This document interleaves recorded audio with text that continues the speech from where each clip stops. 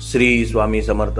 नमस्कार स्वामी भक्तांनो, स्वामी माझे सोबती 1990 या यूट्यूब चॅनलवर तुमचं सर्वांचं स्वागत आहे। या चॅनलवर स्वामी समर्थ महाराज आणि परमपूज्य गुरु माऊली यांनी आपल्या भक्तांना दिलेले अनुभव आपण बघत असतो।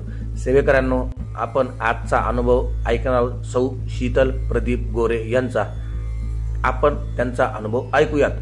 ताई सांगतात, माझे नाव सौ शीतल प्रदीप गोरे, राहणार पुणे, रहाटणी केंद्र।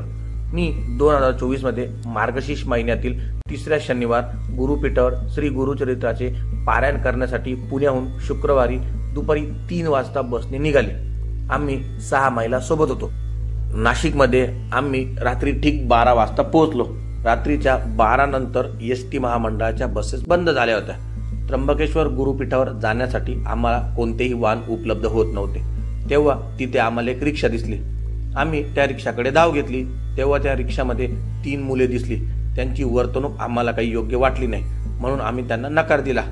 शेवटी आम्ही मनातच म्हणालो, स्वामी आम्ही तुमच्याकडे येत आहोत, तुम्हीच आम्हाला योग्य मार्ग द्या। तेव्हा अचानक आमच्याकडे एक रिक्षा आली आणि त्या रिक्षामध्ये मुस्लिम पुरुष होता।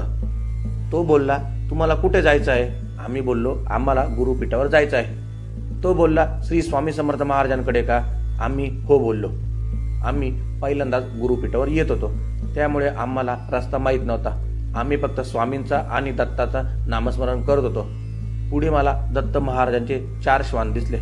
नंतर मला त्या रिक्षात अत्तराचा वास आला। मी त्या व्यक्तींना म्हणाले, हा अत्तराचा वास हिना अत्तराचा आहे ना? ती व्यक्ती हो म्हणाली आणि पुढे म्हणाली, हम हमेशा लगाते, इसके बिना हम आगे जाते ही नहीं। जरा मी विचारात पडले। थोड्या वेळाने आम्ही गुरुपीठावर पोहोचलो। तेव्हा रात्रीचे 1 वाजले होते। तिथे गेल्यावर आम्ही गुरुपीठ निवासस्थानवरील सेवेकरी निवृत्तीदादा पाटील यांना फोन केला व त्यांना आम्ही गेटवर आलो आहोत हे सांगितले।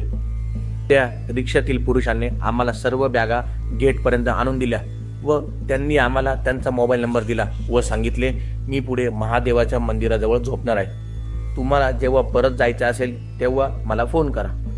मला राहावे नसे गेले, म्हणून त्यांना मी स्वतःहून विचारले, मला तुमच्या अंगाचा अत्तराचा वास येत आहे?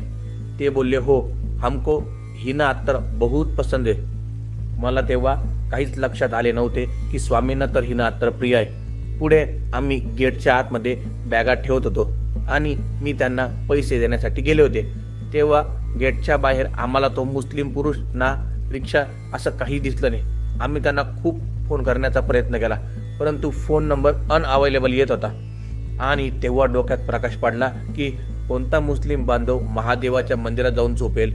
तेव्हा खरंच हम गया नाही जिंदा है या स्वामींच्या वाक्याची प्रचिती आली। खरोखर प्रत्यक्षात श्री स्वामी समर्थ महाराज आम्हाला गुरुपीठावर घेऊन गेले। जिथे जिथे असमर्थ तिथे तिथे फक्त श्री स्वामी समर्थ। बघा स्वामी भक्तांनो, ताईंनी अतिशय छान अनुभव सांगितला।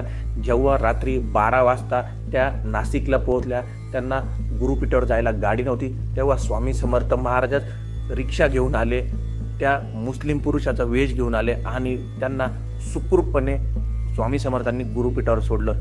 ही स्वामी समर्थांच्या भक्तीची किमया आहे। सेवेकरांनो, सदरची व्हिडिओ तुम्हाला कशी वाटली हे तुम्ही कमेंट करून सांगा। स्वामी माझे सोबती 1990 या यूट्यूब चॅनलला लाईक करा, शेअर करा, सबस्क्राईब करा। धन्यवाद। श्री स्वामी समर्थ।